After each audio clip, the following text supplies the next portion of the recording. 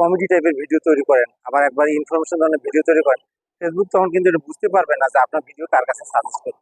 কারণ আপনি একসময় ফানি ভিডিও তৈরি করতেছেন, আর এক সময় ইনফরমেশনের ভিডিও তৈরি করতেছেন। আপনার স্পেসিফিক কি অডিয়েন্স হবে ফেসবুক কিন্তু তখন বের করতে পারবে না। এর জন্য কি হবে, যে আপনার স্পেসিফিক অডিয়েন্সের কাছে ফেসবুক যেহেতু ক্লাসিফাইড করতে পারবে না, আপনার ভিডিওগুলি নির্দিষ্ট লোকের কাছে যাবে না। আপনার ভিডিওগুলি নির্দিষ্ট লোকের কাছে ফেসবুক তখনই পাঠাতে পারবে যখন নির্দিষ্ট বিষয়ের উপরে আপনি রেগুলার ভিডিও দিয়ে দেবেন।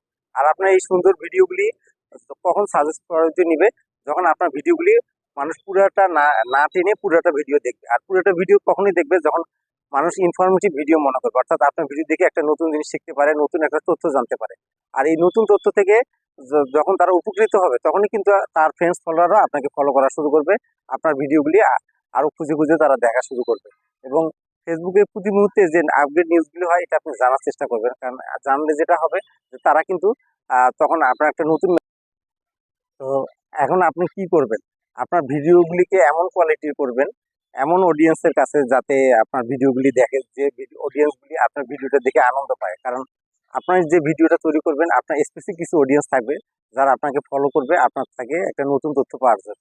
সাপোজ আপনি ফেসবুক রিলেটেড বিভিন্ন ধরনের বিষয়ের উপরে, সমস্যার উপরে আপনি ভিডিও তৈরি করেন। এখন ভিডিওগুলিতে দেখে যদি তারা একটা সমস্যার সমাধান পেয়ে যায়, তারা যদি একটা সুন্দর মেসেজ পায়, সেক্ষেত্রে কিন্তু তারা আপনাকে ফলো করবে, যেহেতু আপনার কাছে আসলে সেই সমস্যার সমাধানটা পায়। আর অন্যদিকে আপনি যদি একটা মানে কমেডি টাইপের ভিডিও তৈরি করেন, আবার একবার ইনফরমেশন ধরনের ভিডিও তৈরি করেন, ফেসবুক তখন কিন্তু এটা বুঝতে পারবে না যে আপনার ভিডিও কার কাছে সাজেস্ট করবে। কারণ আপনি একসময় ফানি ভিডিও তৈরি করতেছেন, আর এক সময় ইনফরমেশনের ভিডিও তৈরি করতেছেন। আপনার স্পেসিফিক কি অডিয়েন্স হবে ফেসবুক কিন্তু তখন বের করতে পারবে না। এর জন্য কি হবে, যে আপনার স্পেসিফিক অডিয়েন্সের কাছে ফেসবুক যেহেতু ক্লাসিফাইড করতে পারবে না, আপনার ভিডিওগুলি নির্দিষ্ট লোকের কাছে যাবে না। আপনার ভিডিওগুলি নির্দিষ্ট লোকের কাছে ফেসবুক তখনই পাঠাতে পারবে যখন নির্দিষ্ট বিষয়ের উপরে আপনি রেগুলার ভিডিও দিয়ে দেবেন।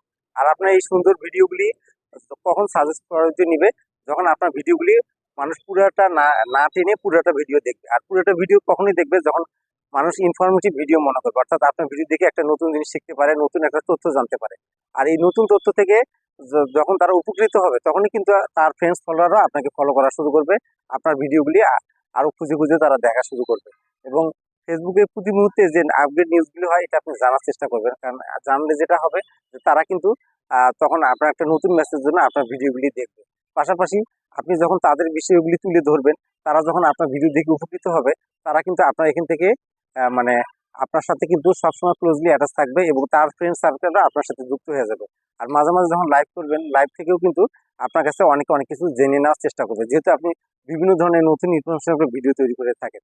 তো আজকের আলোচনা থেকে আপনাদেরকে এটুকু বোঝানোর চেষ্টা করলাম যে আপনি যা কিছু কাজ করবেন, অডিয়েন্সের মতামত, অডিয়েন্সের ভালো লাগাকে প্রাধান্য দিবেন। যদি এই কাজগুলি ধারাবাহিক করেন, সুন্দরভাবে একটা সুন্দর তথ্য দিয়ে ফেসবুকে কাজ করেন, সেক্ষেত্রে কিন্তু আপনার ভিডিওগুলি যেমন সুন্দর হবে, এবং অনেক দর্শক এটা দেখে পছন্দ করবে, এবং আপনার ফ্রেন্ডস ফলোয়ার অনেক বেশি বেড়ে যাবে, এবং আপনার আর্নিংটাও অনেক ভালো হবে। তো আপনাদের সবাইকে অসংখ্য ধন্যবাদ।